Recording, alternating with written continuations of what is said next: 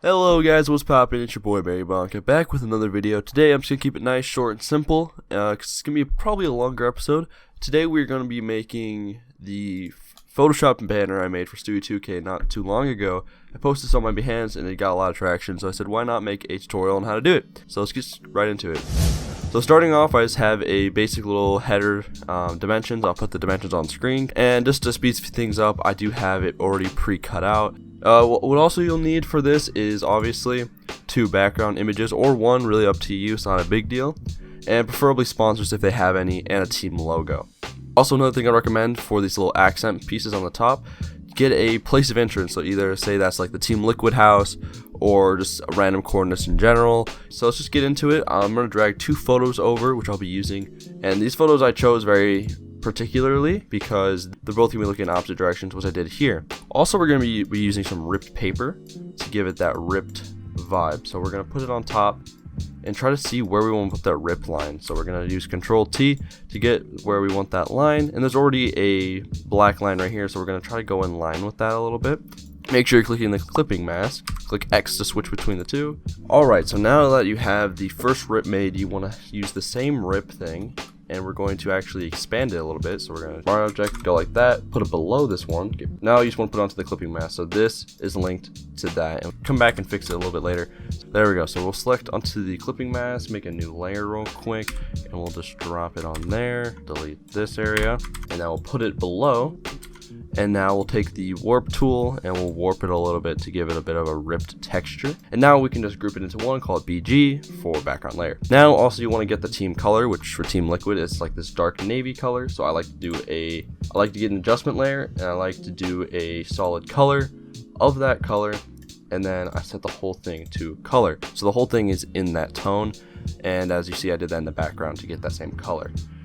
So now the next thing we're going to do is get in the subject. So we're going to duplicate him into our canvas, and we'll place him right in the middle, maybe make him a little bit bigger, and place him right about in the middle. There we go, looking pretty good so far. And now we're going to get the team logo as well. Alright, so here's the team logo. I forgot to cut it out, but that shouldn't be an issue. Delete, there we go. And then we're going to scale it down just a tad, because you want to make sure it's a lot smaller than the subject, because you want to make sure they are the focus point, not the team. So now I feel like the background's a little too bright, so we're going to go here, add an adjustment layer. We're going to do exposure. Your tab might be in a different spot, but lower the exposure a little bit to give that logo a bit of a pop. Now I think we should work on the other side perfectly. So we're just going to open up a text, and we're going to just type in Team Liquid, which I can't tell if I typed it right. Yep, but we're going to be changing it to a scripty font, so I'm going to use Moot Bend. So yeah, we're just going to do it right here, and we're just going to copy and paste it all around, slightly staggering them. And after a couple, you can just select all of them and you can copy and paste them. It'll probably save a lot of time, which I'm going to do. Just going to select all these, Control E to combine, duplicate again, Control T, drag it down, and then move it around just a little bit. There we go.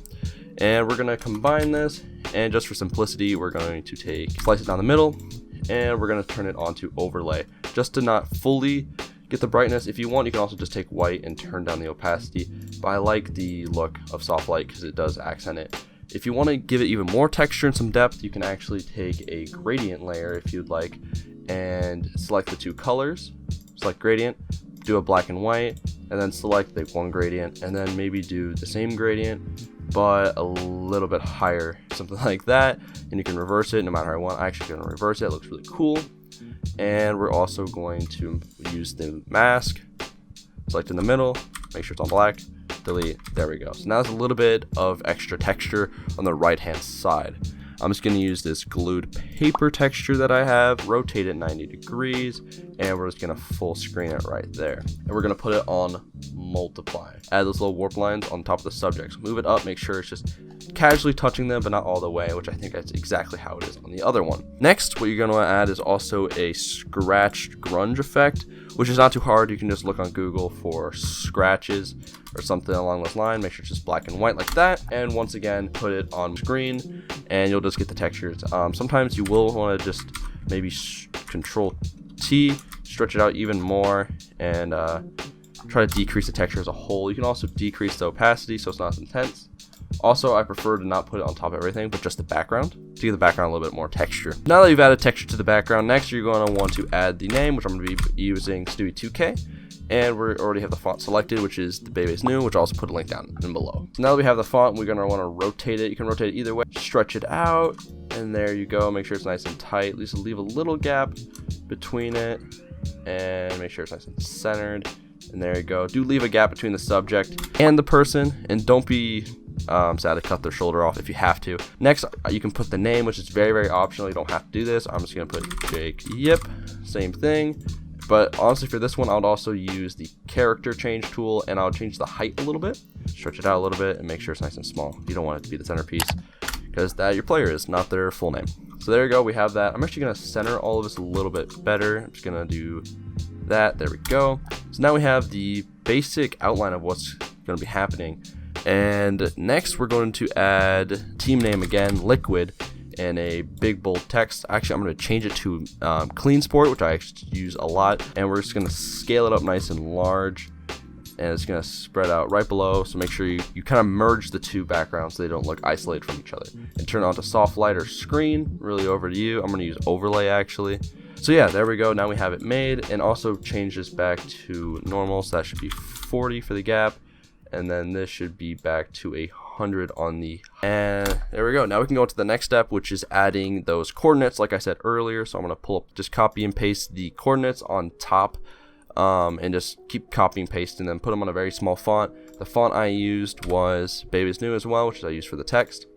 So you make sure you put the top and bottom, and I put them on difference, so what you'll see in a moment, it'll give a nice differential between the two. So next we're going to come back to the rips, and we're going to actually add some rips in the corners to give a little bit of a frame, almost to frame it. So we're going to do that, and use the warp tool if you want to get a bit more gradual turn, and put it below, make sure so you get the difference so it looks like it's all tied together. And we're going to put another rip right in the top right. I'm going to use a different one this time, and warp a little bit, pull, and then drop it. So there we go. Now we have the rips in place. And there we go. So it's already getting a little bit tied together. So yeah, I think the logo is getting lost. I'm going to drop the exposure just a little bit. And we're actually going to move this liquid over a little bit, so the L is just right there. And also, to keep it nice and clean, we're going to put a clipping mask on the scratches and take us a clean brush, make it nice and about the size of the logo, and clean it up just a little bit like that to make sure the logo is nice and clean. Next, we're going to need to add the sponsors. And so next, you could add the little blocks like I did for the sponsors, but just for the sake of the tutorial and speed, I'm just going to drop all the sponsors in and make sure they fit together nicely. So I already have them pre-cut, so I'm just going to drop them in here real quick. Just to save some time, I pasted over the sponsors from the other slide. There is the sponsors. Just going to drop them right there. They do seem to be a little bit lost in the background, so what I'm going to do is I'm going to go, there we go. So I'm going to go right below it. I'm going to do a solid layer of black, invert the mask. We're just going to take a light brush and make sure you turn the flow all the way down, and we're just going to kind of paint over. We could give them a drop shadow, but yeah, so just give it a little bit of a drop shadow, but nothing crazy. It's like right there, that would be a little crazy. Just going to decrease the opacity now, and there we go. So overall, that's pretty far into it. So next we're going to take the brush, turn it to a white, and I have this brush pack which I've been using. So we're just going to place some stuff, make sure your opacity and flow are at the max, and just kind of go around and place little accents all around. And these are the blocks I use for the sponsors on the other one. It's just nice 3 blocks. So overall, that's pretty much it. It's not exactly one-to-one of what I created on the other slide, because I kind of cheaped out on the blocks, which we can add in real quick if we want. We can just do a brush and just line it up like so and like so. And then since it does overlap that just a little bit, we're going to select the top rip. So now that you have that top selected, we're going to duplicate this little block layer right here, and we're just going to go all the way, turn it to black. You could do difference, but I just think this is a lot easier and simpler than doing it the other way. So now that you have pretty much the majority of it done, make sure you do some general color correction, and then we're going to combine all of it, and then we're going to do convert to smart object, and we're going to do a camera raw filter right here. I'm just going to copy and paste our camera raw filter that I like to use. It just makes the colors pop overall, and there you go. We're also going to change maybe exposure a little bit, vibrance maybe down just a little bit, and there we go. As you see, I think the blue is a little much, so we're going to go over hue and the blue is just a little too like tealish, if that makes any sense. So we're gonna go over here. I'm pretty happy overall with the colors. You drop it on and you can just see the difference it makes. It just kind of ties all the colors in together. So after adding the camera raw filter, guys, this is what we have. It's not one-to-one to what I created, but this one also took about 3 hours, while this one I just made in about 20 minutes. So definitely add some extra time and a little bit of finesse to make it look how you want it. Like, I'm already looking at it right now, and I'm seeing this head should probably be over here. This needs to be smaller. This text needs to be more spread out. There's definitely a lot of things that you need to work on as a whole, and make sure that it just doesn't look quick and rushed like this one was. Just for simplicity reasons, I just made it nice and quickly. You can even see on the side there's a lot less things than over here with me adding different groups and layers and color balances, which definitely do help. So I'd recommend watching some other tutorials or some of my speed arts to hopefully get some ideas on how to make your designs a little bit better. So yeah, if you guys found this tutorial helpful, please consider subscribing and leaving a like as well, as it greatly helps. And so yeah, that's pretty much it. If you haven't seen my other videos on my channel, go check those out. And I do have a video planned pretty soon about different font styles and typefaces. So if you are interested in that, consider ringing the bell as well when that video goes live. So thank you guys so much for watching. Hope you guys did enjoy, and I'll see you in the next one. See ya.